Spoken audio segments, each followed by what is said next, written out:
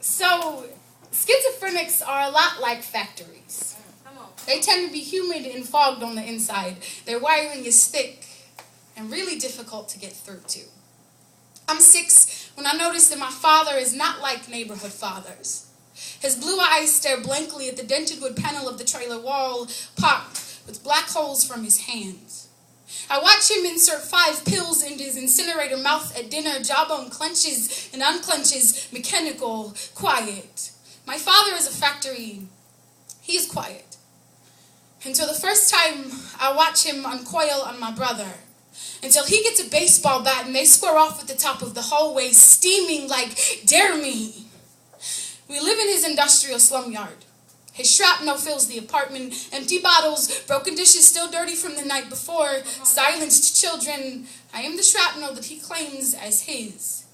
He slouches on the front steps, chain-smoking Camels. Smoke slides through his mustard teeth, quiet, his head humid on the inside, hangs heavy under his own weight, makeshift lynching at the neck as he negotiates with the migrant workers. In his head, the hissing, I can almost hear it. Smoke screens keep his eyes foggy as he fixates on something that is not there.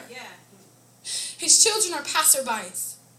We gawk at the pretty pieces that the sickness has manufactured. Eyes thick, murky as spilt oil, fingers of tarantulas reaching for anything breathing. His shoulder blade gears grind when he reaches for his matchbook. He is filthy, lost in the labor of his sickness.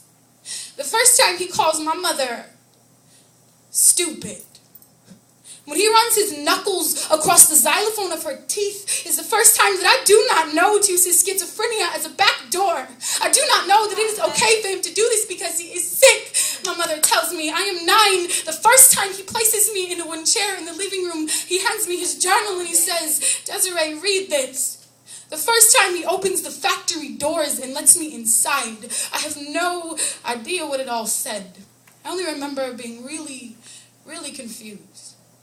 In the morning, he swallows 5 round silencers and sits. 1 because his body shakes, anxious. 1 because he's too nervous to leave his trailer. 1 to trick his children into knowing that men can love. And then 2 for the voices, the hiss of switching gears that drowned us all out. He sits and waits for silence for the factory to stop cracking, for the wires to stop cracking, for the voices to stop cracking. Through all of the Today Show, he never moves. He sits and waits for silence, eyes still as nails in the wall, jawbone clenches and unclenches, mechanical, until the last commercial break. The morning before the last time he hops a Greyhound, he stares at me, foggy blank factory. And as I watch the wires unfold behind his blue eyes for a moment, I feel lucky that the factory lives inside of him and I do not.